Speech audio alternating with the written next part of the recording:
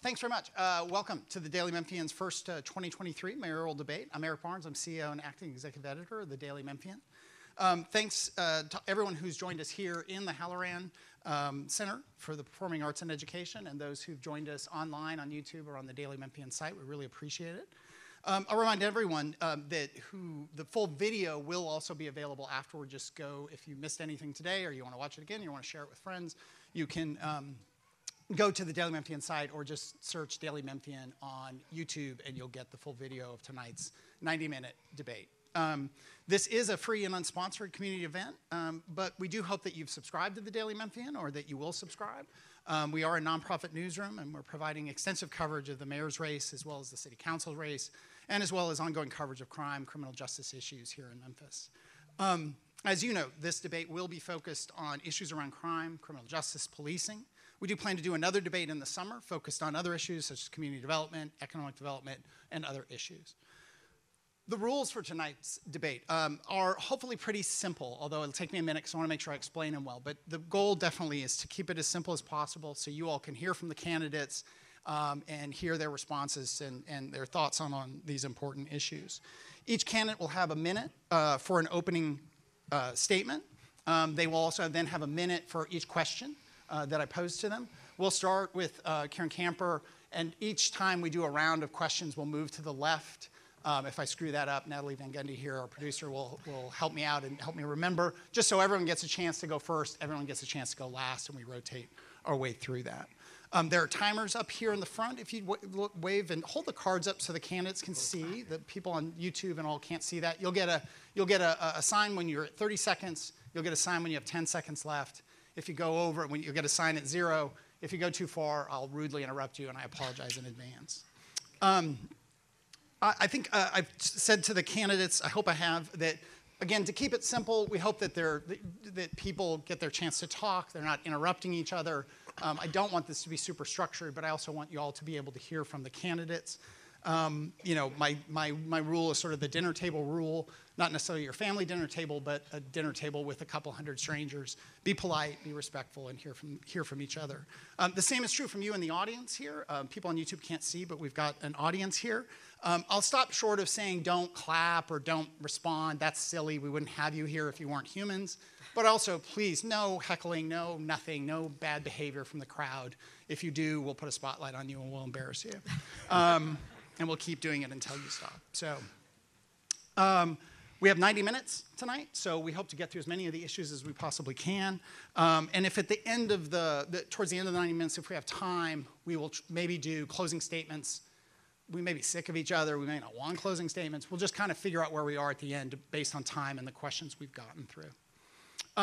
Last part is that the candidates, just to be clear, have not seen the questions, other than they knew the themes of tonight's debate. The questions came from me and members of the editorial staff of the Daily Memphian. All right. With those ground rules in place, I'm very pleased to introduce the 5 candidates we have at tonight's debate, and I'll ask everyone to hold their applause till I introduce each one. Karen Camper, Frank Colvett, J.W. Gibson, Michelle McKissack, and Paul Young.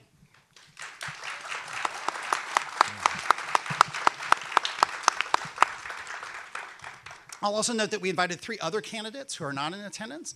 Floyd Bonner's representative said he had a fundraiser scheduled for tonight. Willie Harrington did not respond.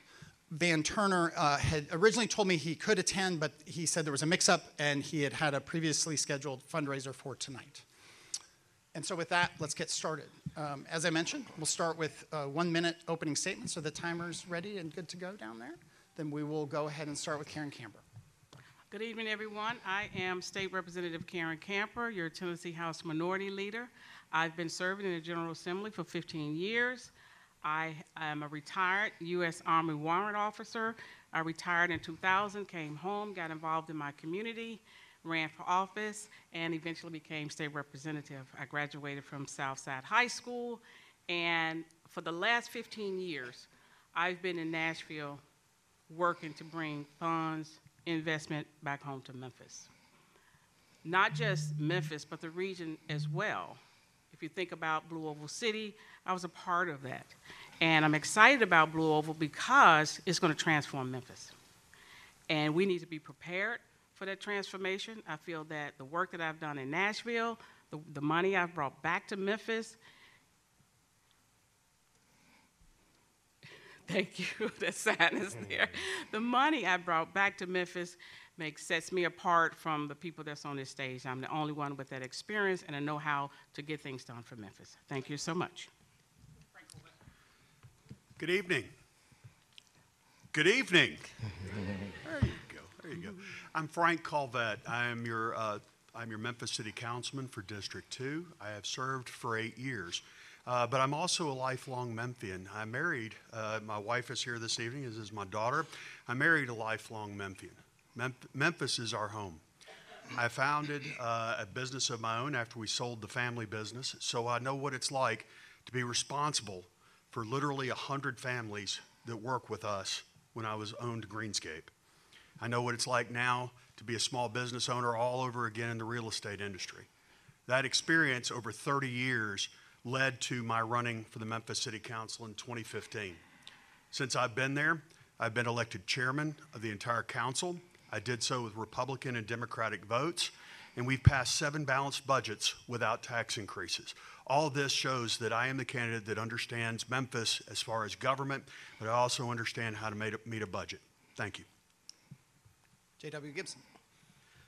Hi, I'm J.W. Gibson, native Memphian, born in Dixie Homes housing projects, grew up in South Memphis. I am a business owner of 3 diverse businesses, veteran, philanthropist, and former county commissioner. I feel that Memphis deserves a great leader, and I am a proven leader in this community. I think that Memphis deserves a leader that truly cares about this city, to the point that we start to think differently, we start to feel differently, and we start to act differently. Now's the time for a new tune. And as we go about this campaign, you're going to hear us singing a new tune in the key of C. Committed to the community, collaborations, and change. Thank you, and see you on the campaign trail. Okay, Michelle McKissack. Thank you. Good evening, I'm Michelle McKissack. I'll tell you a little about myself. I am a school board member. I'm also a former news lady as an Emmy Award-winning news anchor. I'm married 29 years to my college sweetheart, have 4 amazing kids who all went to Memphis-Shelby County Schools, and I'm a lifelong Memphian. But tonight we're talking about safety because our city is shaken. Many are scared to walk out their front door, to go to the store to grab groceries. They're concerned about sending their kids off to school. We can't continue to live in fear. We must reclaim our safety. We must think bigger. We must believe bigger to make our city safer. I plan to address this by launching Whole City Memphis. It's a set of holistic plans to solve our city's problems and reach our highest potential. My Whole City plan focuses on 3 areas: preventing crime, partnering with police, and providing justice. When we tackle these 3 areas, we will reclaim our safety. Thank you. All right, and last but not least, Paul Young. Hello, my name is Paul Young. I serve as the president of Downtown Memphis Commission. I am running for mayor because I believe in this city. I was born and raised in the Oak Haven community, son of Bishop William and Diane Young over at the Healing Center, and I had this spiritual moment after I graduated from the University of Tennessee, Knoxville. I came back here with my degree in electrical engineering. My mom was preaching a sermon, and that sermon was titled, "The Purpose-Driven Life." And in that sermon, she said a line that drove my career from that point forward. She said, God's purpose for your life will never be about you. It will always be about someone else. And I've applied that to my career. I decided to enroll in city and regional planning. I've been working in community development for the past 20 years. I've been training for this job my whole career. I'm ready day one. I am a servant leader who is running because I want to walk in my purpose and serve the city of Memphis. All right, thank you very much. Our first question tonight is maybe for some an obvious one, but others not. And it's this: how would you? And this will go to Frank Colvett first as we rotate through the group. How would you describe the crime problem in Memphis? Some people call it a crisis. Other people say that's very much overblown. Is it? How do you quantify or describe the issue of crime in Memphis? In a word, hopeless. Crime has gotten completely out of control. It is out of hand. It is horrific. We have not seen numbers like this ever. It is now up to us and your next mayor to turn around, not just in looking at how the law enforcement operates, but it also is requiring us to get farther into the communities with our social programs. One thing I'm finding as we go farther and farther out on the campaign trail is that there's such a lack of hope in our neighborhoods.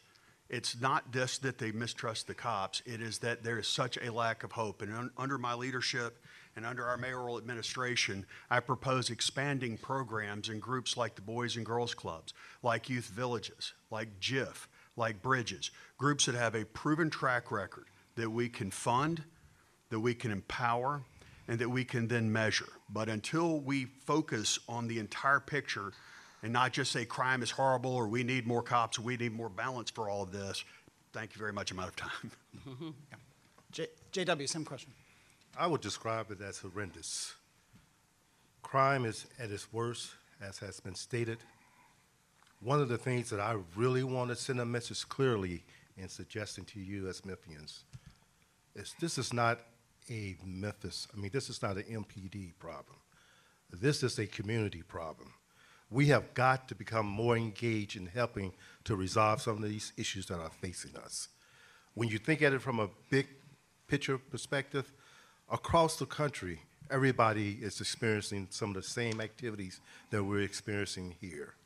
It's going to be incumbent upon us here as leaders to bring our community together to deal with policing, public safety, or people safety as I like to call it, and come up with opportunities for us to better not only serve our community, become more engaged and help to resolve some of these issues.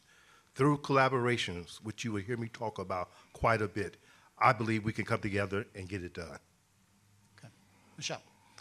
I think crime, it can be described as a result of neglect, generations of neglect, not investing in our communities. You see what's happening with all the growth in downtown Memphis. You have parking garages going up and lots of vitality. Well, there's neglect that's happening in our communities elsewhere, in South Memphis, in North Memphis, and that's what we need to address. It's also a matter of mental health. Our people are struggling with having to deal with not having enough money to meet the need to feed their families. And so they're manifesting itself with not being able to give the time and attention to their children, to their families. And also, the city of Memphis just doesn't pour enough into its young people. You know, it's one thing to say, I'm not going to invest in the school system because of the merger, demerger, but it's another thing to say, I'm not really investing in our youth. We have a city youth services department that services 1,500 kids a year. Well, we have over 100,000 in Memphis-Shelby County Schools. It needs to invest in our people. All right, Paul Young. Crime is a problem, and it's been a problem in our city for many, many years. Crime is the output of the lack of investments that we've made in this community, but it's also the output of poverty. Poverty has been the significant issue that has plagued our community for many, many years. And if we really want to address crime, we have to address the root causes. When it comes to really nipping this crime problem in the bud, my approach is to handle it from a dual approach. One, we hold people accountable. Those that are terrorizing our community, we must capture them, they must be apprehended and brought to justice, and hopefully they go into a criminal justice system that's focused on reform, but my job as mayor is to get them off the street. The second part of it, and equally important, is the intervention and prevention. Identify the programs, identify the young people before they pick up a gun and put it in their pocket. Because if they pick up a gun and say they're gonna rob somebody, somebody's getting robbed. I don't care how many police officers you have. We have to be committed to truly doing the work in this city. And Karen? I would say a serious problem. And the reason I say that is I feel that Memphis have been operating without a strategic plan with respect to public safety. And what I believe is true is we need to start with a ground-up approach on how to get at this issue. We need to have, first day one for me, I'm gonna go in, we're gonna do a ground-up approach, we're gonna bring in faith leaders, we're gonna bring in the district attorneys, we're gonna bring in MPD, we're gonna bring in all of the community organizations, and we're gonna take a really good look at the entire ecosystem of our criminal justice system. We need a strategic plan that regardless of who is in charge, who is leading, that plan will survive. We do have to have a dual approach. We do need to invest in police officers, but we have to invest in our children and give them more innovative, interactive things that engages their mind to get them out of the trouble that we're seeing them in. Thank you. All right, thank you. A quick, for this question, and a reminder for all the candidates, as much as it's tempting to talk to me, make sure you're speaking into your mic so everyone at home can hear, or everyone watching this on YouTube, that you're speaking clearly into the microphones. I should have clarified that earlier. A quick show of hands, and then I'll let you elaborate on your answer. Right now, the city of Memphis is in a serious conversation about whether MPD should enforce a citywide curfew for juveniles. Can I get a show of hands? Yes, if you agree there should be a curfew for juveniles. And again, I'll let you explain your answer. Do we get? We got 3 yeses, maybe some elaboration from Michelle McKissack and maybe elaboration from Karen. But we'll go first to you, JW. So I think you raised your hand. If there's going to be a curfew for juveniles, how do you enforce it? How do you identify the juveniles, and where are they put if they're not able to be taken home and it's not so serious a crime they're going to go to jail? Where are the juveniles going to go? So it's an evolving question and issue. We have got to come together to figure it all out, to be quite honest with you. From the start of identifying those youth, I think it's relatively easy when you walk downtown and you see young people who are dancing in the middle of the street. I think it's quite obvious that something is going on with them, either the mental or they have youth issues. When we come to talking about how do we deal with them once we arrest them, one place that I would toss out to you first for consideration is the juvenile court. Juvenile court right now, even though it's representing pretrial juveniles for a holding place or hold detention, we might need to change that and make it a place where we can take these young people until their parents come to pick them up. It's only being 40% utilized today. There's an opportunity for us to do a collaborative effort with juvenile court to better serve the community in dealing with those juveniles. All right, I'll go to Michelle McKissack. You were a maybe on whether there should be a curfew, so go ahead and elaborate on that. Well, the problem is not that there should be a curfew. We all would agree that no child needs to be outside after midnight or even close to midnight. But instead of investing all the effort on putting them aside, having them go to a holding place, why not actually put that investment on the front end and give these children activities someplace to go, something to do in the positive? You think about the average middle-class family. What are they doing? Their parents are taking them to go roller skating, they're going to movies, they're going to all these various different outings. And if you don't have the resources between, oh, let's see, am I going to feed my family this week, or else am I going to take them to the movies? So we need to do more in terms of investing on the front end instead of focusing on locking them up for so-called aberrant behavior. Let's focus on giving them some place to go and something to do on the front end. Thank you. I agree with that. Paul Young. Yeah, so this is an issue that we've dealt with in downtown Memphis, obviously, over the past week. And our pushback on the juvenile abatement program as it was initially announced was the fact that they were going to be profiling. We agree with the curfew. We agree with its implementation, but we don't agree with profiling. MPD came back and they said that they agree with us. We held a meeting with juvenile court, MPD, the DA's office, and we all talked about this very issue. How can we actually implement this curfew? What we agreed upon was that we needed community partners to be able to step up so that there's a place for the juveniles to go so that they can be held, because the law says that the officer cannot leave the juvenile once they are in custody. And so that officer needs a place to take them to transfer custody. And so we are looking at what community partners and facilities can be opened up, and I do think that is a part of the solution. Okay. And Karen Camper. Thank you. I was glad you said citywide, because initially I thought it was just for the downtown area. This ordinance has been on the books since 1996. So it's never really been enforced. So now we're at a position where we're about to enforce this law, and we don't have a real comprehensive strategy or plan for what we're going to do with the youth. And I agree with my colleague down McKissack. We have to have a plan for what we're going to do with the children. We need to have some intervention programs in place. We need some preventative programs in place. We need to do things that are more active in their minds. And these kids have been on cell phones since they've been in the world. And so a lot of the things we do are not attractive to them. We're going to have to reframe how we think about dealing with our youth so that they would come to a community center that have these types of programs, that they would go to a church in the evening that have these types of programs. So I think right now the strategy needs to be fully developed. Okay. And Frank Colvett. Thank you. I know my daughter is in the crowd tonight, and she's probably not excited that we will be enforcing curfews. One thing I found as Memphis City Councilman are these other groups that I think complement our education. And I brag on the Boys and Girls Clubs, but I also had my life change just this past week when I was visiting with youth villages. One of the things that they do in terms of when the kid that shot and turned a car downtown into Swiss cheese, we have to handle that juvenile that has made that kind of a decision differently, I think, than the kid that's just out after curfew. I would strongly support not only community initiatives that the council is actually already funding, but accelerating them so that our kids have something to do every evening. But further, and while I don't think anybody here is interested in ruining somebody's life for being out after dark, it is up to us not only to provide the activities, but to also have the areas that they can go if, in fact, they are out after dark. I think that their juvenile facilities could be expanded for their safety so that their legal guardians can. I'm out of time again. Thank you very much. All right. Y'all, I appreciate that.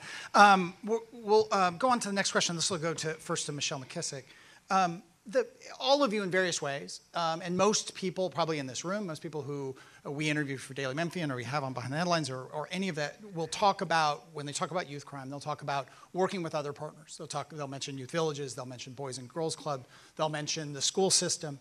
But in truth, as city mayor, you have no authority out of these groups that they don't work for the mayor. They don't work for the city. So what can you do, starting with Michelle, where you have the authority beyond encouraging, beyond asking, but really doing something about troubled youth, whether they've been picked up by curfew, whether they've been arrested for a minor offense? What can you do as mayor of Memphis? You can do a lot. First of all, you can simply just have the conversation. There's not a whole lot of interaction right now between our city mayor or the mayor's office or the city of Memphis and our young people and their school district. And since we have the largest school district in the state and over 100,000 students that we're working with, there needs to be a whole lot more partnership. I actually have Hope Academy in my district, and that's the school that serves students in our juvenile court system. And I go and I visit with these young people, and they are starved for attention. And when I go there and I bring them books, it makes all the difference that somebody is caring about them. So there are so many wonderful programs that are also just operating too much in silos. So as a City of Memphis mayor, what I would do with my whole city approach, whole city plan, is that we actually bring groups together. You don't have to reinvent the wheel. We have a lot of great things happening here in Memphis, but the left hand isn't talking to the right hand. So you can do a lot as the city mayor, and that's what I would do as the mayor of Memphis. Okay, Paul Young. So the mayor is not in charge of the district attorney's office, of Shelby County Schools, and all of the disparate entities that it's going to take to resolve crime in our community. But the mayor has to be the chief convener, the chief collaborator, the one that's driving the charge for the community to get behind.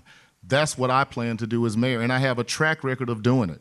I can give you an example. When we did the Mid-South Regional Green Print, which was a plan that was focused on connecting green initiatives throughout the four-county region, 3 states, 18 different municipalities. My job was to get all of them on the same page, Republicans, Democrat, whole different demographics, all agreeing to this one plan. They all agreed and adopted the plan. That's the type of leadership that is going to take on crime. You got to bring the players to the table, plant the flag in the ground, and drive them towards the same direction, and that's my goal as mayor. Karen Camper. Thank you. What I would do is first I would prioritize the programs that we already have. I would put more funding in those programs. But secondly, I would create what I call this vocational technical zone. And what it does is it brings children into a place where they are having fun. Our kids are not having fun. Our kids are isolated. Our kids are on their phones. I want to bring them to a place where they're having fun and learning at the same time. So they're learning a career, let's say it's culinary arts. Well, we can do it like it's Chopped. They're interested in that. We can do drone flying competitions. Teach them how to do that, but at the same time, teach them how to repair them. So we are giving them fun things to do, we're teaching them a skill, and we're preparing them for the workforce. All right, and Frank Colvett. Thank you. The mayor has a lot of authority and a lot of power. The simple answer is signing contracts. One thing that I found in the Memphis City Council, and I was chairman in 2021, I achieved that with 4 Democrats and 4 Republicans, whites, blacks, males, and females. I have a history of building coalitions, of bringing groups together. One thing that I envisioned that I have actually learned from my city council experience that we could, in fact, improve upon if the mayor pushed this forward is that we will fund you, we will empower you, groups like Youth Villages, and then we will have measurements to success. I think it is vital not just to throw money at a problem, not just no matter how great the group is, like Boys and Girls Clubs. I think it is very, very important that we have measurable goals to success. When you are the mayor of Memphis, Tennessee, you can bring everyone together because at the end of the day, you sign the contracts as mayor. Thank you. All right. And JW, did we do, no, JW, sorry. Yeah. So I agree with all of my colleagues that have spoken thus far. The mayor may not be that individual that leads all of the efforts, but he does have that convening power. He does have the power of the ink pen in order to motivate others to come to the table.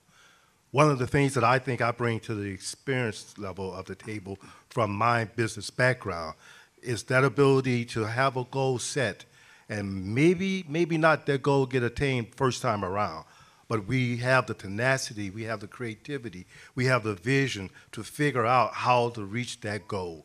And those are the type of tenacity character traits, those are the type of creative traits that we will bring to the table in order to motivate our potential partners throughout the community, be it Youth Village or Boys and Girls Club. We will bring them to the table motivated to participate in the overall work that needs to be done for the betterment of our community. All right. Next question, one more on juveniles, and then we'll move on to some other topics. But one thing that was been a very big topic of conversation around criminal justice over the recent years, and it impacted the district attorney race, it impacted the race for juvenile court judge, is the question of whether juveniles should be transferred to adult jail and tried as adults. Fully acknowledging that the city of Memphis mayor has no authority over whether that happens. That happens at the county level between the district attorney and the juvenile court judge. But MPD is the entity by and large who's going to be arresting or detaining juveniles. So I'll start. The first question is to you, Paul. Do you support circumstances where juveniles are transferred to adult jail and tried as an adult, and what, again, knowing that you don't have the authority, but it's still, I think, an interesting perspective, an important perspective, what are those criteria where a juvenile should be tried as an adult? I support it in the instance where the crime is severely heinous, and examples of that would be a unprovoked murder in a callous sense. I think that we have to go through the court process to ensure that the juvenile is treated in a fair way and goes through the legal process. But when it comes down to it, we have to make sure that we are protecting our young people. So we don't want adult court to be the automatic gut reaction just because we heard about the crime. We have to make sure that it's gone through its due process, that the young person has had an opportunity to be heard in court. But if they're found guilty of a heinous act, I do support a tougher sentence in that instance. All right, Karen Camper. Thank you. I agree with Paul. If it's heinous. But what we do know about our juvenile justice system here is that African Americans have been disproportionately transferred. African American boys have been disproportionately transported. I don't agree with that. I think we've said, and we all know, that our children's minds are still developing. A lot of them need mental health and counseling. So I don't think this automatic transfer is something that we need to be considering. There's a bill right now, and has been in Nashville for a few years, that deals with blended sentencing, so that if you keep them in juvenile longer, you can give them the services that they need. You can give them the wraparound support that they need versus just transporting them. If the crime is heinous, like he just said, I agree with that. But I think we need to limit it because we have been disproportionately impacted by that where others haven't been. Thank you. Frank Colvett. Thank you, sir. I think one thing we have not talked about enough are the victims. Everyone in here, if I ask for a show of hands, I bet you'd raise your hand that if you have been a victim of carjacking, of theft, of robbery, or you have a friend or a family member. One thing I will do as your mayor is I will mainly focus on you. You are the victims, and we are going to fix it. Now, the second thing, because I think we're going to walk and chew gum, I think we get to with our friends in the legislature on sentencing guidelines. Because what I fear and what I agree that, a heinous crime should go away, yes, I agree with that. But I think we also ought to look at that 11-year-old on his 9th carjacking conviction. And I think we need to take a long, hard look at groups like Youth Villages that can work with that juvenile and hopefully get them back on the right track. So going forward, I think there is a golden opportunity to turn around using these social services to bring folks back into the fold. But at the same time, I think there is a point that we cannot forget the victims. Thank you. J.W. Gibson. Thank you. So there is no easy answer to this issue. We really do have to go back to the position of understanding that if the crime is heinous enough, then yes, we send them to adult court. But if it is not, we have got to think about how we reimagine juvenile court detention hall. We have to reimagine, I should say, how we deal with some of the wraparound services that are being offered by a youth village. We have to reimagine how we get the churches to become more involved in the kids' upbringing. We have to reimagine how we activate those community centers so that they have a place to go and participate with some fun activities versus having to contemplate which car they're going to break in next. The whole process has to be reimagined when it comes to how we deal with our youth. And that's going to be incumbent upon me as your next mayor to bring those people to the table to reimagine. And Michelle McKissack. Thank you. When I became board chair a year and a half ago, 4 days after becoming board chair, there was a shooting at one of the schools in my district. And I rushed over to that school, and there was so much panic. And I went with the child, or I met the child in the ambulance at the hospital at Le Bonheur. And also the victim's family was there as well. And somehow in that moment, they said, he's just a child, the other child who shot him. And that's what we need, more understanding and humanity. If it's a violent crime, without question, if it deserves that. But so many crimes, because all the trauma that these children have gone through, we need to be focusing on restorative justice. We need to be focusing on mental health support. There's a lot that went into that time where that child brought a gun to the school and shot a friend of his. So it's not a simple one-stop shop answer. It takes a whole city approach with all the services that are offered here in Memphis to build upon that. Thank you. All right. We go next question here, moving away from juveniles, but just in general, for whether that's for juveniles or adults, and first question will go to Karen Camper. Is jail an effective deterrent to crime? Many will say that jail is really, as much as anything, a training ground for criminals. It's where people go and learn more about crime, where they lose hope, and that is the source of so much repeat offending. Others will say you've got to get these people off the street. What is, from your point of view, the purpose of jail and prison? And again, is it effective deterrent?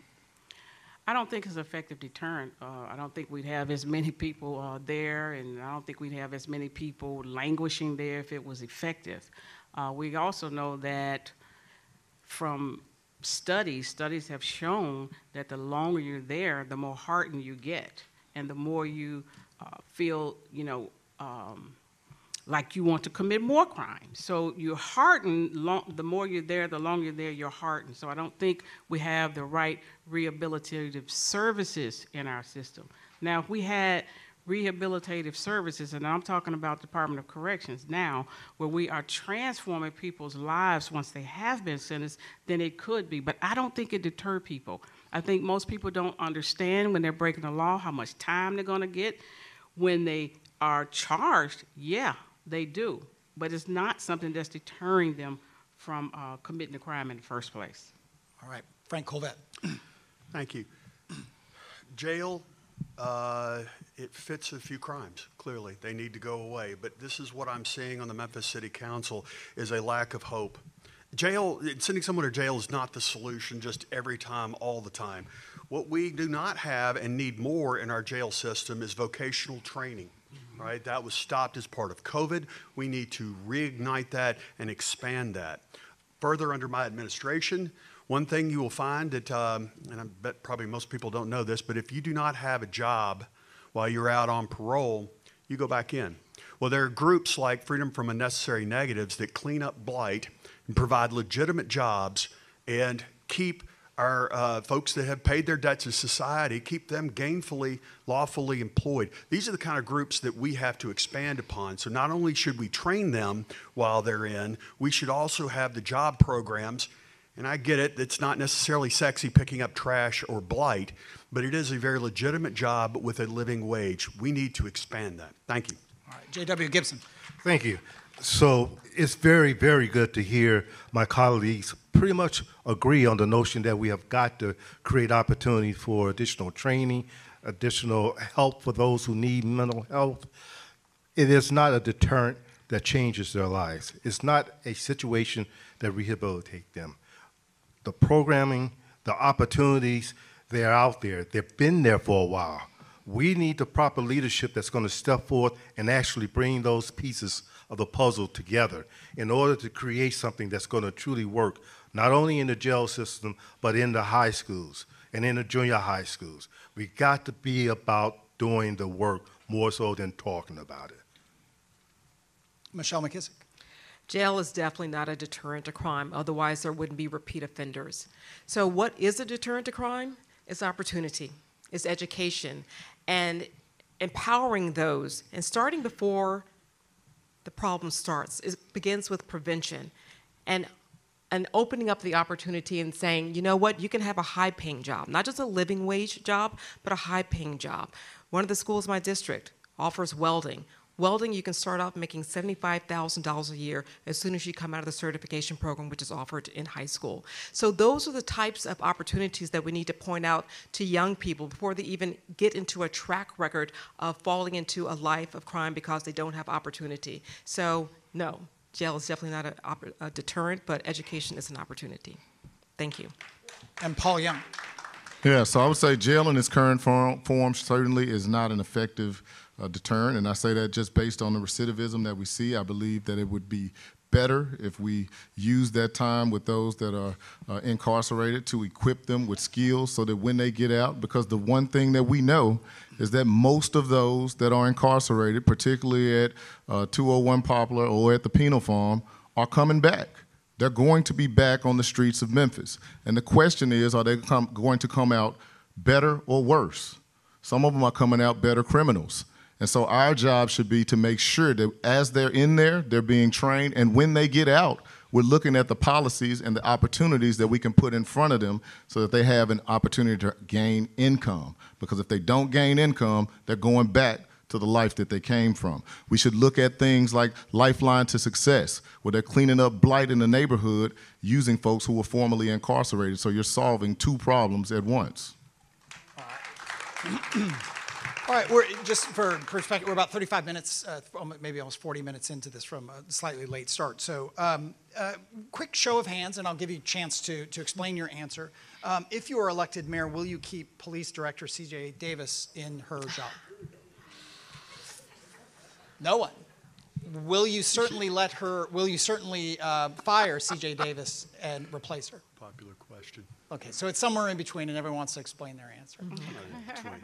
Okay, when you talk about it, and I guess framing the question of the police director around what your priorities will be or would be for either the existing police director or a future police director, that can be, a focus on violent crime, or is that community policing, is that rebuilding the police force, whatever it is. But what do you want from the police director and the department if you are elected? And the first question, I believe, goes to Frank Colvett. Thank you very much. I have been on the record and solidly in favor of a new police director.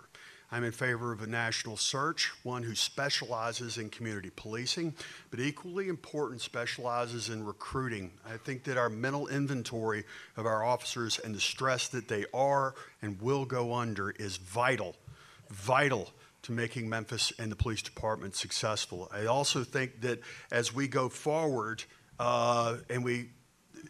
January was only a little while ago, but what happened to Tyree Nichols was disgusting. It was horrific. We need a new chapter, a new page in Memphis, Tennessee, and I think that there are some really great candidates out there that can change. Last, I'll share with you, in sworn testimony, the police chief told us policy is trumped by culture in the Memphis Police Department. So as your mayor with the experience on council and having worked with this, we need a new direction. The word hope needs to be in our vocabulary every day. Thank you. J.W. Gibson. So as I have said before in other forums, I'm not in a position whereas I can make that call today. I think there's conversation that needs to be held with the chief to talk about how do we deal with some of the issues. And I want to briefly give a shout out to the Crime Commission. For those of you who aren't familiar with the Crime Commission and their action plan, they have one that they issued back in 22 that goes to 2026. There's tons of opportunities for us to come together as a community to address policing, people safety, the justice system.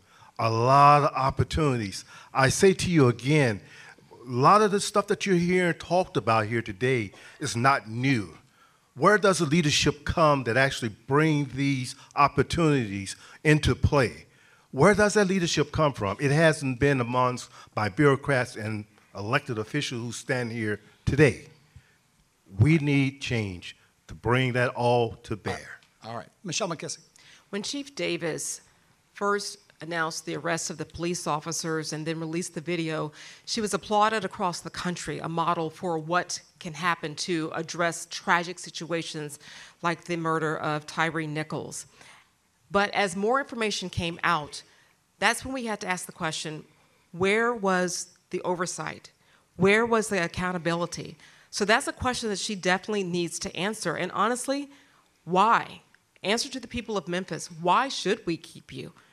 Reapply for the job. All right, we'll go to Paul Young. So I've been very clear on the campaign trail that I don't promise hires and I don't promise fires. And so my goal is to make sure that we have a police chief that's going to be in the role that's committed to transparency, committed to addressing the subculture within the department that led to the murder of Tyree Nichols, that's committed to being more efficient with the time of our officers, exploring what are the time sucks. Some people don't know that when an inmate or when they capture someone on the streets and they take them to 201 Poplar, it takes them 3 hours to process an inmate. The officer has to sit there. That's a time suck. That's time that the officer could be out on the street.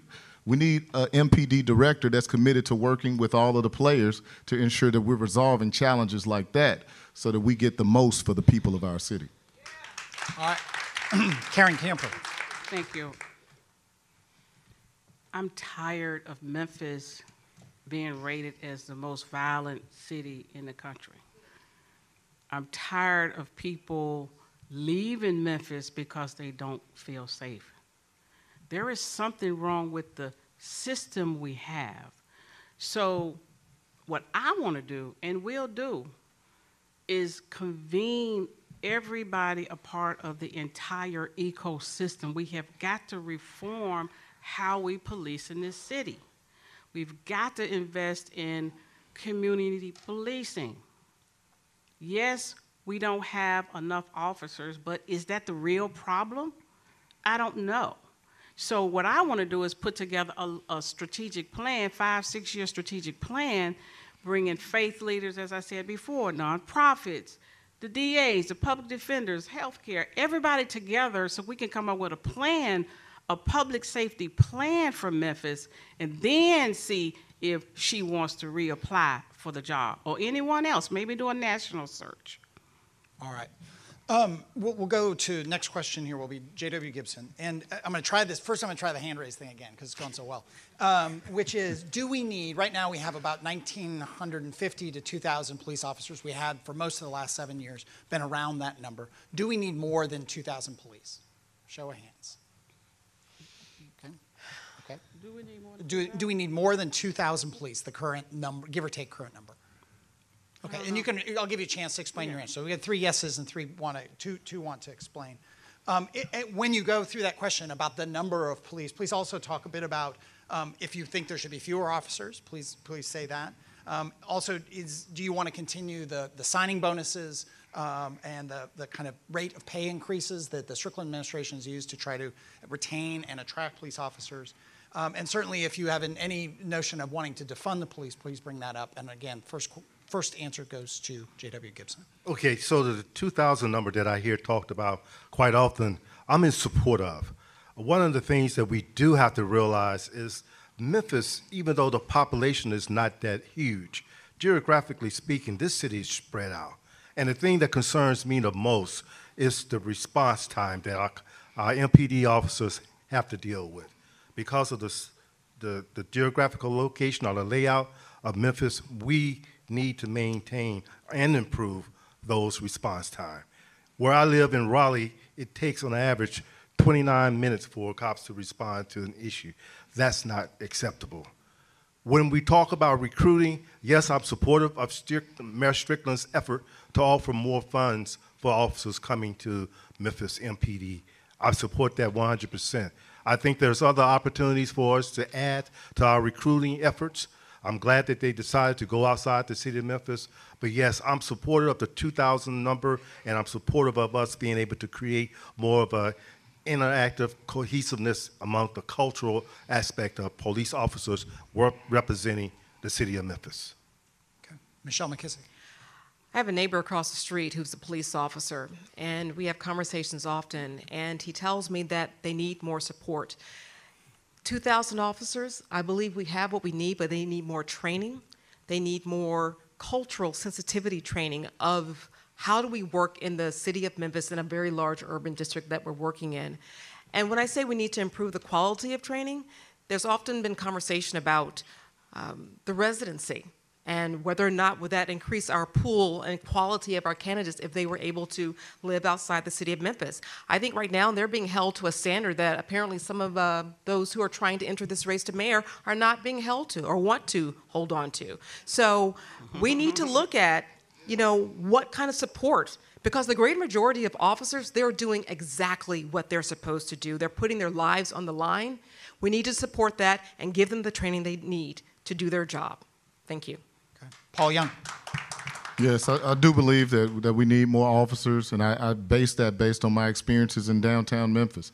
I work with MPD on a regular basis, and we're working to get officers to cover shifts in downtown, and they don't have enough, so they have to pull them from other stations to get downtown covered properly. So I do believe that we need to increase the number. I think we have about 1,900 right now, and we want to get up to 2,300, 2,500. But I think the real question is, what do we do in the meantime? We're going to keep the incentives, but what are we going to do in the meantime? because we've been working on this for the last 7 or 8 years, and the numbers still haven't moved. And so the question is, like I said earlier, how can we be more efficient with what we have? The Tom Murphy, who was a former mayor of Pittsburgh, I had a call with him, and I talked to him about what he did there. When he came in, there were over 950 officers. They actually reduced the numbers of officers to 850, and crime went down because he retrained officers. He figured out where they were wasting their time and figured out how to be more efficient. Right. That's what we'll do in the city of Memphis. Karen Camper. Thank you. I think that if we focus on crime reduction, then we won't need any more police officers. We'll have enough to do what we need to accomplish our mission. We need to invest in more innovative and preventive measures. We need to be investing in things that keep people from committing crimes in the first place, to allow our police officers to be community police, so they will know the people in the community, so that the people in the community feel comfortable coming to them, so that they have a relationship with the community. This is why I keep saying we need to look at the entire system. Something's not working. More police officers on something that's not working is just more police officers. I think we need to reform our system from the bottom up so that we can reduce crime and then employ our officers that are well trained, by the way, who once trained leave here and go to some other community after they've gotten excellent training here in Memphis. All right. And would you keep the incentives in place and the bonuses? I would. Okay. And Frank Colvett. Right. Thank you. 4 studies on the Memphis Police Department since I've been a councilman.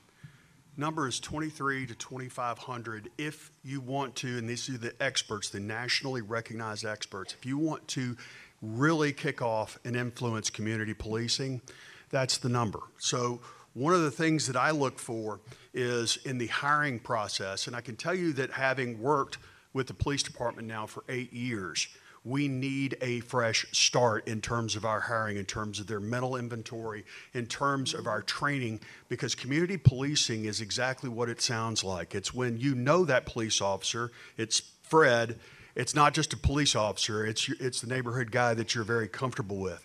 The ultimate goal of this administration clearly needs to be that Memphis police officers are Memphians. We need to encourage it. I led the charge, or I signed on to help lead the charge to reinstate full pension and benefits to what it was pre-2015.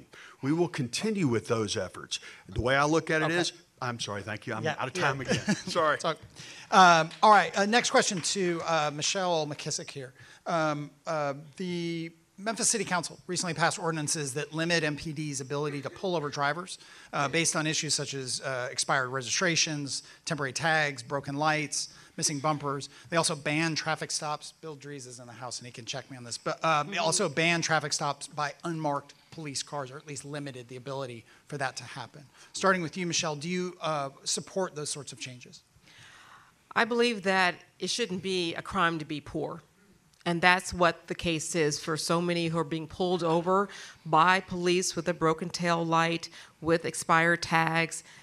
It's not that they're not trying to do that. You just don't have the money to get those things taken care of. But at the same time, I believe that what the City Council did in terms of making sure that people aren't being profiled because of that. And so, because the majority of those cases, when they go into traffic court, they're thrown out. So, using it as a tactic to whatever the case may be, yes, it may apprehend some who have some more serious crimes that they're violating, but the greater majority is just simply nuisance being pulled over like that. And they just can't afford it. That's why they have a broken tail light. Thank you. All right, Paul Young. Yes, I support the ordinances that were passed. I know that it'll be difficult to change past practices, but this is something that was demanded by the people of our community. It's something that we have to work. We have to restore trust between MPD and the people that live in this city. And if the people that live in this city are demanding these common sense changes, then we must do it. And I understand it's going to be difficult to adopt for some of the officers that have been doing things a certain way for many, many years. But we're going to find a way to capture those that are terrorizing our community. It doesn't have to be through a pretextual traffic stop. we have to be more innovative to figure out how do we capture them. If we can't do it that way, we have to find another way, because our biggest goal in this community over this next year is to figure out how do we restore that trust so that our community can heal after some of the tragic things we've witnessed. All right. Karen Camper.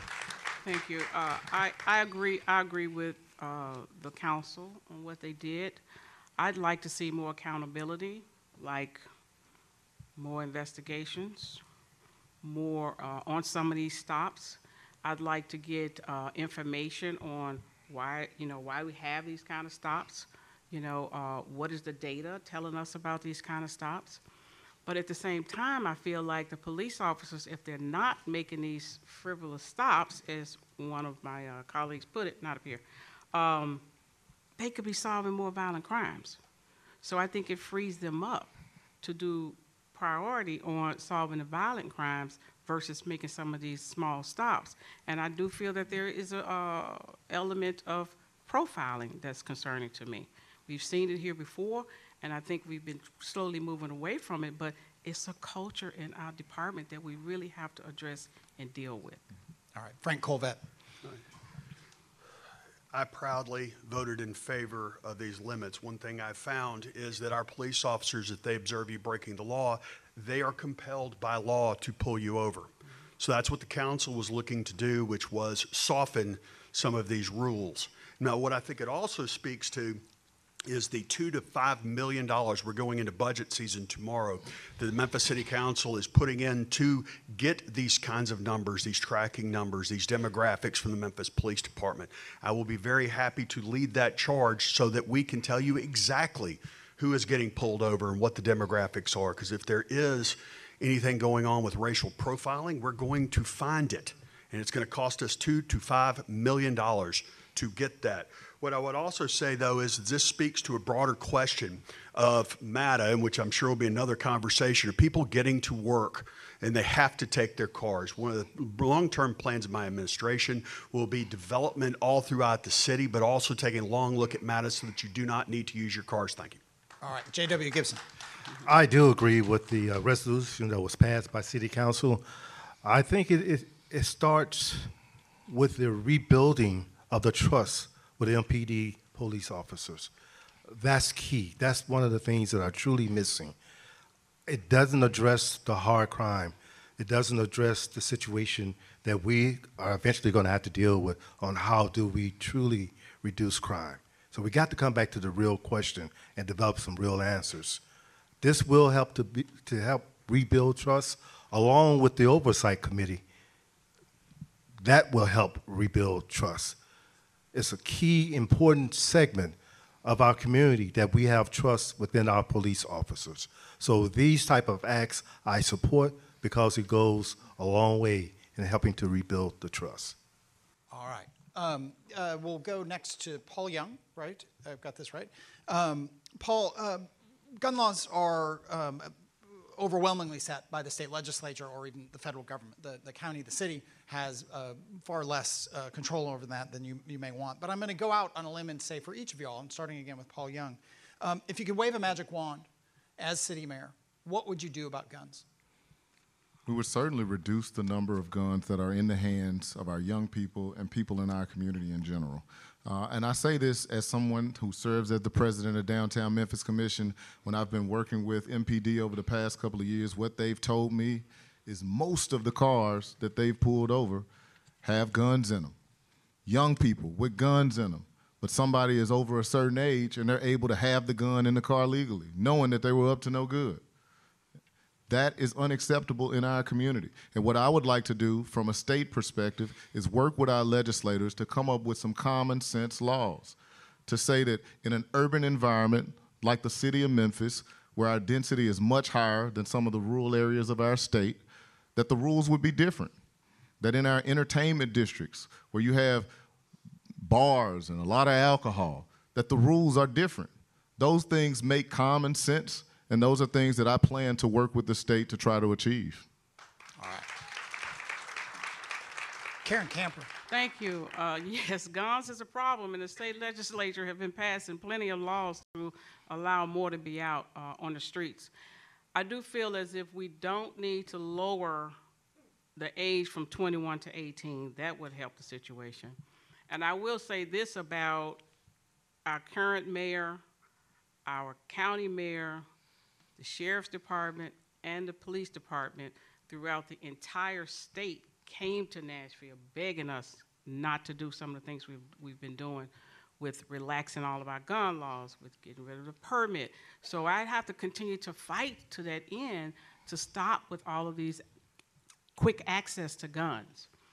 We're going into a special session here very shortly to deal with guns. We had the shooting in Nashville, and so now the governor is ready to at least come to the table and talk about what we can do with reduction of guns in our community. And this is one of the things that we have in our agenda to make sure that we are asking that Shelby County and some of the other larger urban centers are excluded from a lot of this legislation. All right, Frank Colvett. Thank you. I strongly support our legislature singling out perhaps Memphis and Nashville based on population. In essence, that 18-year-old who cannot buy a pistol but can carry it openly, that cannot stand in Memphis, Tennessee. And one thing I talk with our police officers about, most every car they pull over has a weapon in it. Half the time or more, that weapon is unlicensed and unregistered. So we have a broader problem with firearms in Memphis, Tennessee, but I think the first thing we need to do is limit that, especially in our public places. One thing you'll find, people vote with their wallet. They go downtown to have fun, but they're gone by 10 o'clock. Why? Because there are kids running around openly carrying large caliber rifles and pistols. So they're voting with their wallets. We have to stop this, and I look forward to working with the state legislature on this because, thank you very much. All right, J.W. Gibson. We need to. If I had a magic wand, I will wave it all over this land, you see, to remove guns, to help the legislators in Nashville rethink their thought process to make it feel okay to allow a kid to go from 21 or 20 to 18 in gun ownership. Erase their thinking of why it's okay for them to carry these AK-17s around, hanging outside the window, waving them. Special session that's coming up, I'm hopeful and praying that somebody waves a magic wand, that if not across the state of Tennessee, at least in Davidson County and Shelby County, that we would be given special consideration for the urban district that we live in and we work in. Something needs to be done to help remove the number of guns on the street. Until we do that, we're going to be constantly fighting an uphill battle. All right, Michelle McKissack. I'd love to wave a magic wand and get rid of guns, but what I'm concerned about, what I'm hearing up here is very uncomfortable, saying that, well, let's just have these special laws just for Memphis-Shelby County, just for Nashville, Davidson County. And last I checked, in Nashville, it was a lovely suburban area with an upscale private school where 9 lives were taken.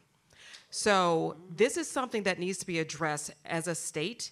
And I also agree we need to have some common sense red flag laws that applies all across the state, not just to black and brown people that happen to live in concentrated urban areas. So yes, but if it happens for us, it needs to happen for everywhere. Thank you. All right. With 30 minutes to go, just to give people perspective here, the next question is going to go to Karen Camper. There have been a number of changes to bail and the application of bail in Shelby County in recent months. First, Shelby County in February introduced a new approach to setting bail that, among other changes, gives judges and judicial commissioners the latitude to weigh, among other things, a defendant's ability to pay when they're setting bail. Second, the legislature just recently passed a law saying that only judges, not judicial commissioners or court clerks, can set bail for certain violent offenses. Again, fully acknowledging that the city mayor doesn't have a say over this, but your perspective on it, I think, is important. Starting with you, Karen Camper, are those smart changes, or are more changes needed to how bail is set in Shelby County? I think more change is needed. It's a start. I think that we have a situation where If you're poor, then you may have to languish in a jail. But if you're rich, you could make bail. And the issue around the judge versus the magistrate had to do with a situation where somebody made a mistake. It was a technical error. So to change the entire system because one person made a technical error, I think is flawed. So I didn't support that measure. I felt that judges should have, I felt that our magistrates should still have some ability to give bail. Okay. Frank Colvett. Bail reform, I see it going forward in the state legislature. One of the things that I think we need to continuously focus on, as Karen said, the ecosystem.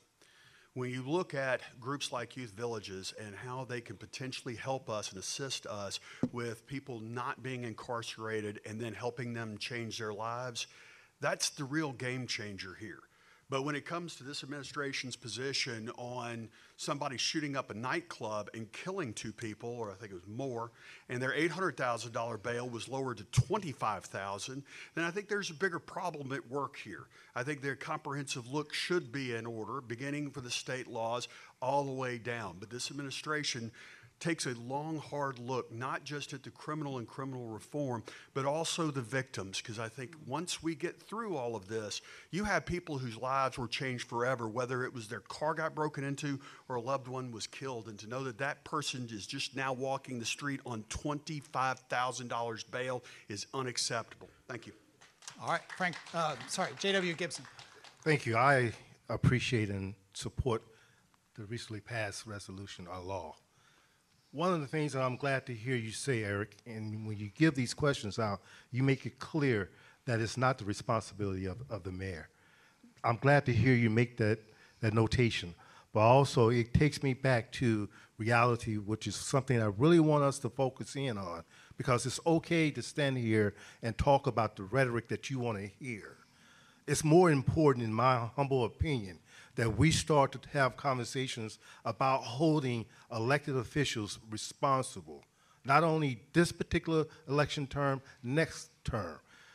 These are countywide problems that we're talking about. We just had a countywide election, and nobody brought these issues up. We got to do more than just talk about it. We got to be about it. We have got to start putting people in office that's willing and capable of making the adjustments needed to care for all of us, to protect all of us. All right, Michelle McKissack.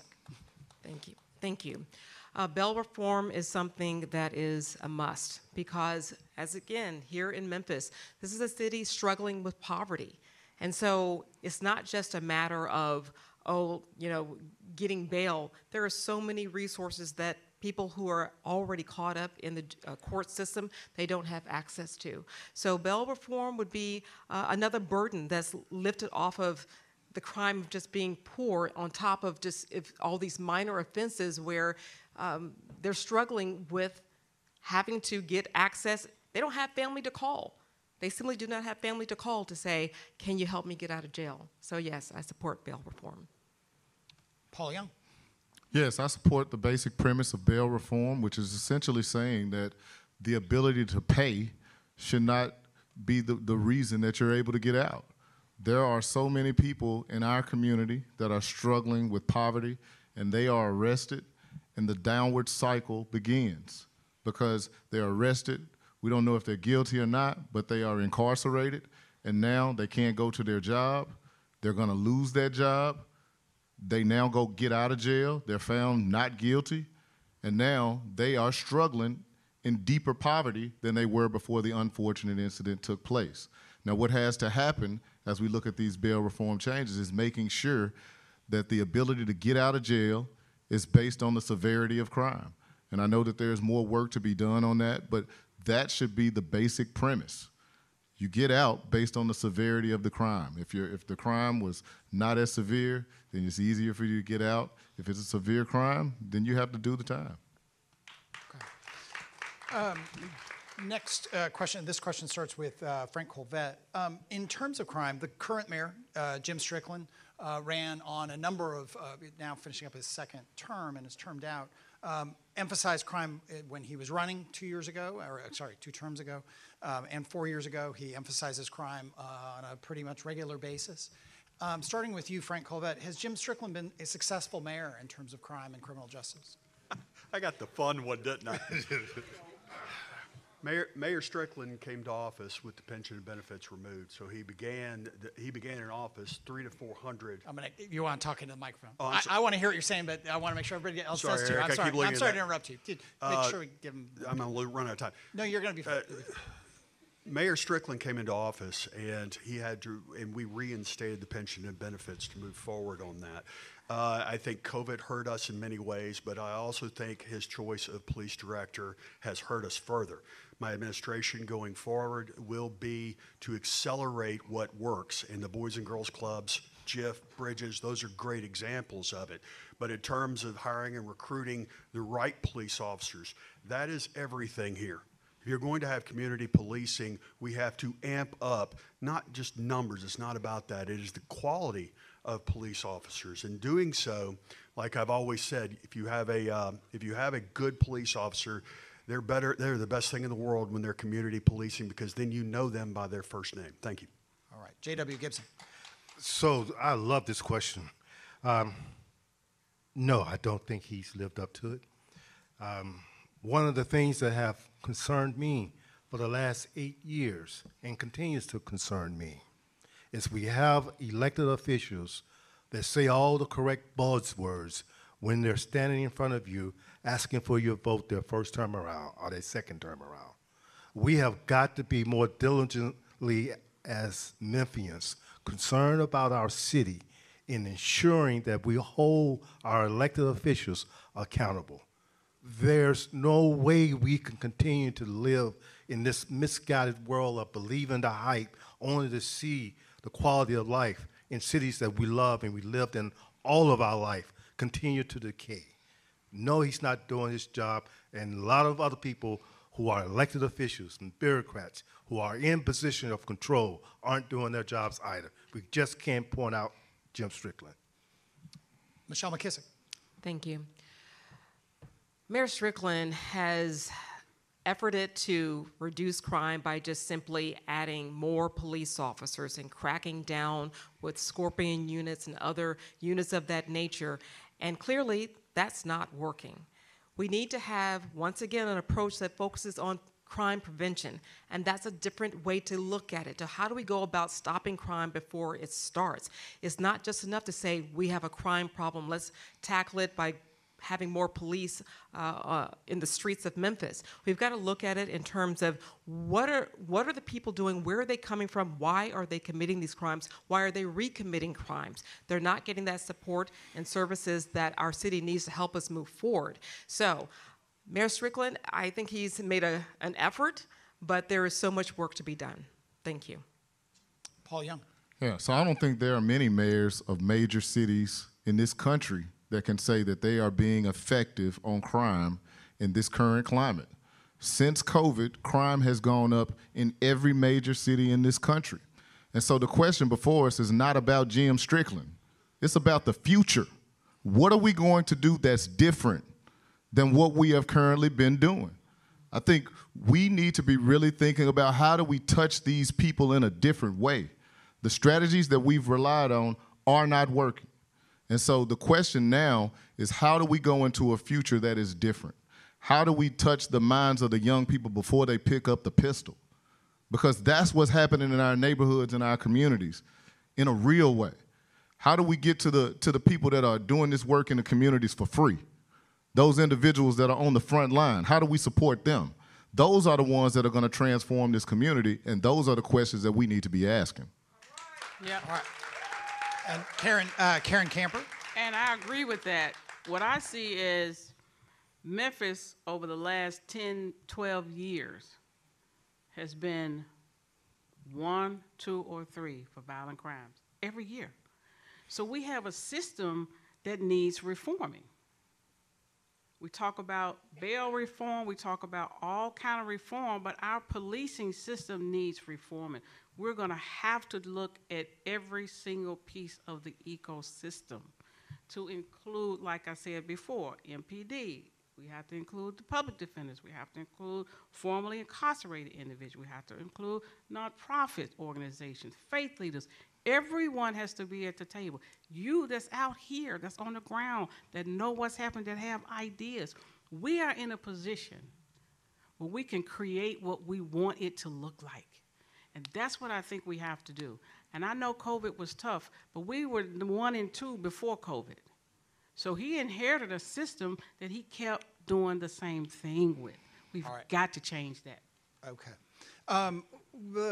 A question for about the MPD. We've talked a bit about Scorpion. We've talked a bit about the awful killing of Tyree Nichols. But do you view, and this is the first question to J.W. Gibson, do you view what happened with Scorpion, what came out, that there was a tremendous amount of pretextual stops, there was a lot of questions about and questionable actions by Scorpion for many. Was that representative of an endemic problem that's widespread in MPD, or was that, narrowly focused on just a small group of individuals within MPD? And the first, again, question is to J.W. Gibson. Well, so be quite honest with you, I don't know. From what information we've been able to gather as a public, it seems to be a limited situation. The data that comes from reporting, there was a lot of negative reports filed on that particular unit. The end result of what they did that day shows that it was them and not necessarily the whole. When you talk to people who are working with gang unit participants, they love those guys. When you talk to people who are operating with some of the other units, they love them. So I do think there was a limited engagement of those particular officers. Those officers operated under a cultural, a belief that needs to be addressed. They felt it was okay to do that for some reason. Supervision, training, a psychological understanding of what your job really should be as an officer assigned to one of those special units. Those are the type of things that we're going to have to start looking at and addressing as we build these units together. Okay. Michelle McKissack. As far as these units, I think there is a culture of violence and going overboard and looking the other way. It's clear from the Tyree Nichols situation where there was no leadership that was actually there on the scene. And so therefore, the officers who were arrested, they were just doing as they pleased. I think there's a lack of training. I was speaking with one officer, and he was telling me that for 85 hours of arms training that they get, they only get 4 hours of cultural sensitivity and how to de-escalate a situation. So for those types of units, I think it's just been running rampant and hasn't had any sort of oversight or overview. And even since the Tyree Nichols situation, we haven't heard a whole lot about what's transpired, what is different besides disbanding the Scorpion unit, which is what I called for right after the arrest of the officers. So I think the whole department has to be reevaluated and take a deep look at how we can make our Memphis Police Department better and stronger. Thank you. Paul Young. Yeah, I believe that subculture issue is not relegated to the special units. I think it's a subculture that we've seen not just in MPD, but across the country in policing.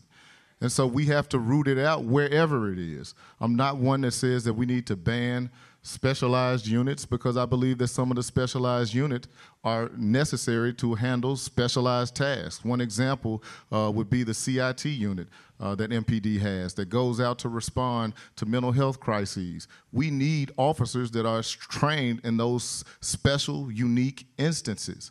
What we can't do is write everything with a broad brush and try and just do away with all of it. We got to figure out where are the real problems, who are the real individuals that are a part of the problem. It's not just training, because the individuals that were out there on that video, they've been trained. They didn't care about the training. And that's the problem. We got to figure out how do we know who those individuals are, because what they're doing is making it hard for the ones who are doing their job on the streets. All right. We'll go to Karen Camper. I agree that specialized units are necessary. He mentioned CIT. I agree with that. We have, I just passed a bill dealing with triaging mental health patients out on the street. Instead of taking them to jail, we'll take them to a mental health facility. I agree that there is a cultural problem with that unit and maybe some other organized unit or special organized units. We have to evaluate the system. This is why I keep going back to reform. There are some things that are a problem in the City of Memphis Police Department that all of these great officers who's coming to work every single day doing everything right want change. They don't want to be associated with some of this activity and misbehavior and the way they acted. They're coming up to work, showing up every day, doing everything right. And we have to keep those officers on board while at the same time rooting out the people like we saw with respect to Tyree Nichols. All right, Frank Colvett. Thank you. Culture trumps policy. From the police chief in sworn testimony of the Memphis City Council, I am ready on day one as your mayor to find another police chief, a new police chief who thinks in terms of community policing, who will work within the culture so that policy will trump the culture. There are over 25 specialized units. It's everything from the helicopters to port patrol to mental health evaluation. I think that as we go forward, the first thing we've got to look at is in terms of these units, okay? And again, in sworn testimony, people had been fired from other jobs. They got into Scorpion. People that had been, had complaints made against them weren't bad enough. They were allowed to stay in Scorpion. On day one, we find a new police chief. On day one, we implement the community policing. On day one, we bring the ecosystem together, and I will do that for you. All right, next question, and this will go first to Michelle McKissack. One type of crime that I think we certainly see it in feedback from readers and on social media and our comments and so on, just texting me, calling me, is about driving and about reckless driving. And I'm not talking about drag racing. I'm not talking about the situations. I mean, these are very important situations that you all have mentioned of people with guns and waving them out of their cars. I'm talking about simply many people in this room have had the experience of people running red lights around them, coming up to a red light, going through, driving erratically down main thoroughfares near schools. Again, it goes back though to some of the issues we were talking about of limits on where police can stop people, which I think all of you supported the recent, said you supported the recent ordinances that were passed by City Council. So again, starting with Michelle McKissack, how do you prioritize what we'll call reckless driving, and how do you address that without doing some of the things you all express concerns about, loosely called pretextual stops? I think it's technology. Just like if you go through an intersection and you'll get a red light ticket, there's lots of technology that can be used to help support what our officers are doing in the streets to try to curb reckless driving. I think we have all been impacted by that. I know that I have. And it was also encouraging when we started to see more state troopers on our highways, the interstate around the city of Memphis. And I think that coupled with looking toward technology and seeing how can we go about, we've got plenty of the blue light cameras that are going on in certain major intersections with about an investment of $30,000. You can put more of those types of cameras around the city to capture license plates so that just like you get a red light camera, a ticket for a red light, running a red light, the same thing can happen as far as trying to curb the reckless driving and capturing those license plates. Thank you. All right, Paul Young. Yeah, reckless driving is a major issue in this community. It's something that contributes to this sense of chaos that people feel. It contributes to the fear that people feel. It contributes to the fear that I have for my 11-year-old daughter who's sitting here, as well as my 7-year-old son. When they start driving in 5 years, will they be on the same streets that we're experiencing today? And the solution has to be investment in technology, a greater presence on the street. Just being present, having police officers on the street is going to change some of the behavior. When we look at the technology that we can invest in now, we have cameras that can now be used that can identify vehicles. So if we can't chase a car, we can track a car through the camera network.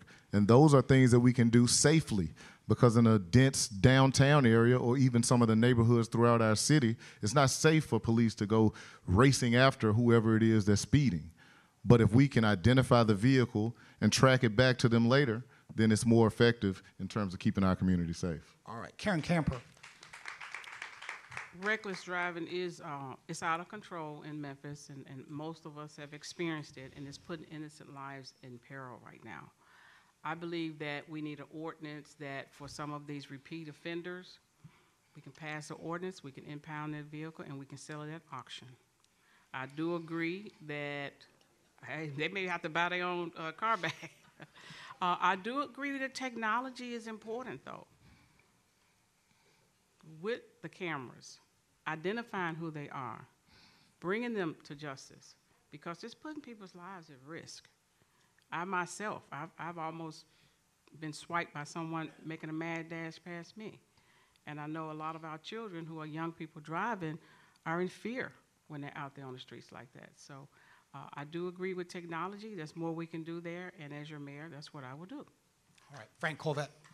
Thank you very much. My 16-year-old daughter is still with us this evening, and it terrifies me when she's driving. I know I'm not supposed to admit that, but it does. And we're not talking about, you know, the one or two times you get on 385 and get a speeding ticket, or maybe two. We're talking about the drag racers. As your councilman, one of the things that I led the charge with Councilman Canale and Councilman Carlisle was to go to the state legislature and increase the fines. Currently, the only thing we can do is give them a $50 ticket. So what's going to slow down these drag racers? So I think going to the legislature for more increased penalties, okay, so that if you choose to drag race, the penalties will be more. But if you're speeding, one or two tickets, probably do it. But I also think that my colleagues speak of technology, and one thing that we are not doing enough with are the technology pieces. And as always, I'm out. And we implemented these red light cameras, and that actually funds your neighborhood watch program. So every time you please pay your ticket, because we're paying for neighborhood watch with it. Thank you. All right, J.W. Gibson. Yes, sir. So a lot of good suggestion has been made. It's going to be key that we implement some of these suggestions. Again, we just can't talk about it. We got to be about it. The state support that was negotiated with the sheriff department and city police at the state level, we need to have that to occur. The more officers on the streets needs to occur. I can promise you the positive effect that's occurring with the blue lights just sitting permanently on the police cars as they drive around. They're more visual now. That needs to continue to happen. The cameras, the technology piece that we talk about, yes, let's implement more of those. It doesn't cost us a lot of money. Let's implement those, and those who aren't paying their tickets when it's sent to them, let's take it a step further. Let's impound your vehicle if you're not willing to pay those tickets. So much opportunity out there for us to address this issue that we just need to be about doing the work. All right, we're going to do one quick round, just 30 seconds. I didn't prep you guys on this, but just give them 30 seconds on this. It's a relatively quick question. And then we'll do closing statements, and then we'll be done. And this first one will go to Paul Young. The family of Tyree Nichols is seeking hundreds of millions of dollars as a result of the killing of their son. My question for you, I mean, given the way the justice system works, the court system works, likely that will still be a live issue for the next mayor. Would you look to settle? Is that a fair amount that they're asking for? Would you look to settle quickly, or would you direct your administration to work as hard as possible to lower that number as much as possible? And 30 seconds to Paul Young. I don't think there is any amount that can replace the life of Tyree Nichols. My goal would be to figure out what we can do to settle the case. I don't know what the number will be, but my goal is to work with the family to find something that allows the city to still be able to function, but also make sure that we respect the life of Tyree Nichols. Karen Camper. I agree with that. There's no price that anyone can put on anybody's life. So I look forward to working with the family. Would you look to settle, or would you look to try to push that number down? I don't know all the evidence, so I'd have to evaluate the evidence before I can make that decision. Okay. Frank Colvett. One cannot imagine that family's pain. Okay, I can't imagine what they've gone through. As the case goes forward, I assume, like many of these cases, that they will offer to settle. As your mayor, I will look at it because that is a lot of money that we will have to go into our budget to find. But when replacing You can't replace a life, so it's in my heart, it will never be enough. But as a city CEO, I will have to look at what their lawyers come to us with. J.W. Gibson. So, as have been said, no, you can't replace anybody's life with $500 or $1 billion. We will need to sit and have honest conversations with the attorneys. They know what they're doing when they put that $500 million out there. They're in Georgia right now doing the same thing in another case. We have to be cognizant of how the game is being played. With all due respect to the Tyreek family, as CEO, we have got to sit down and be about negotiating something that's fair and livable within our means.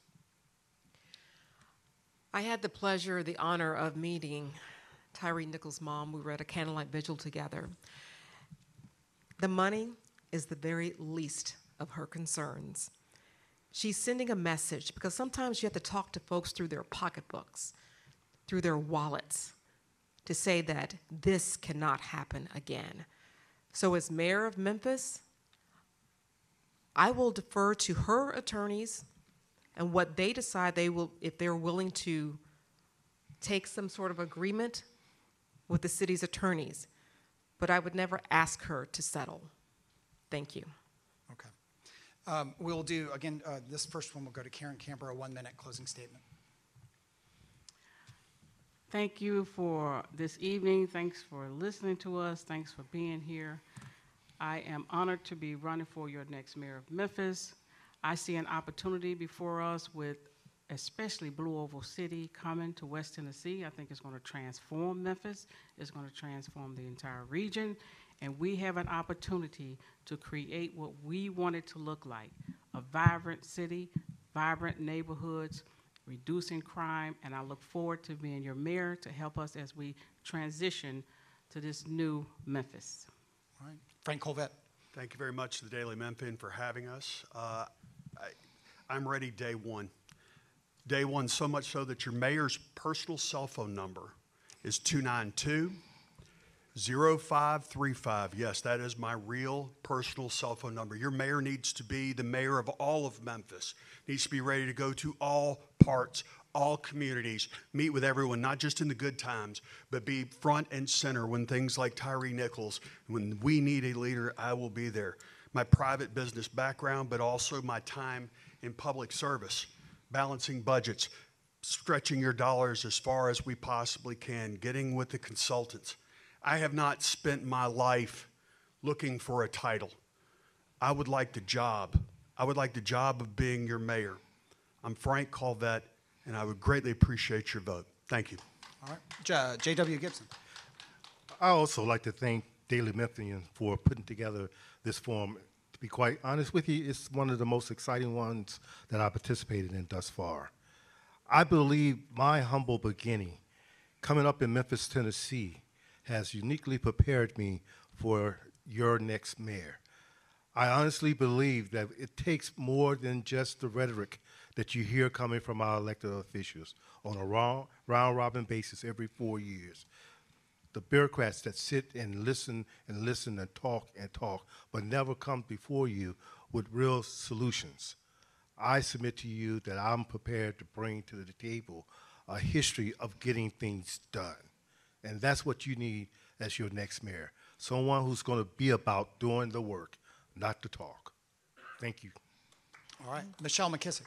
As I started at the beginning of this candidate forum, that no matter where you live in Memphis, every zip code, we all want to feel safe. We all want to see a better Memphis. We all want to have that feeling like we're about to have in a little bit going to the Grizzlies or watching the Grizzlies game. We want that for Memphis. That's what everyone wants, no matter what neighborhood you come from. I grew up in a neighborhood called Cherokee next to Orange Mound. My mother is from North Memphis in Douglas. These are our roots. I have covered every corner of Memphis, been into every neighborhood as a news anchor and reporter here. I know the hearts of Memphis. They are good people in every corner of the city. We just have to believe bigger that it can be better. We have to work together to make it better.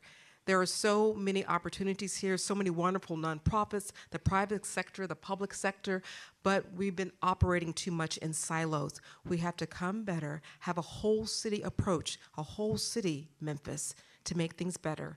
I'm Michelle McKissack. I invite you to follow along my campaign at michelleformemphis.com. Thank you. Paul Young. I want to remind everybody as we close tonight that crime is the output. It's the output of a lot of things that have gone wrong in the individual's life. And as we talk about this issue and we talk about law enforcement, that's a part of the solution, but it's not the solution. The solution has to be investing in our people in a deeply different way. That's my goal as mayor. I believe in Memphis. I believe we can be the city to get it right. There's not a city in this country that's not struggling with this issue, but we need someone at the helm who's committed to it. And as you go through this campaign season, I want you to vet us all, ask us the tough questions. We owe it to you to stand in front of you and give you an answer. And if you don't come, you should question why we don't show up, because it's really, really important. Whoever wins this election defines our trajectory for the next 10 years. I'm committed to making sure that the next 10 years are better than the last. Vote for Paul Young, youngformemphis.com. All right. Before we go, I want to a couple of housekeeping. I want to thank the people who really produced this event. Natalie Van Gundy from the Daily Memphian staff, Noelle Foster from Leo Events. I want to thank the people at Halloran, Forever Ready, who did the live feed and the video. Again, if you want to rewatch this whole thing, and I hope you do, you can get that on the Daily Memphian site in a little bit, as well as on our YouTube channel. Remember, please do subscribe to the Daily Memphian. Bill Dries, Sam Hardiman, Julia Baker are all here today. Others on the staff will be covering these folks as they do other forums. We will, as I said, have another forum sometime in the summer focused on other issues. If you have thoughts about that, I'm not quite going to give my cell phone number, but you are welcome to email me. It's on the website with your thoughts. Yeah, Tammy has it, so she'll just talk to her. Thank you to the candidates, and thank you all for being here.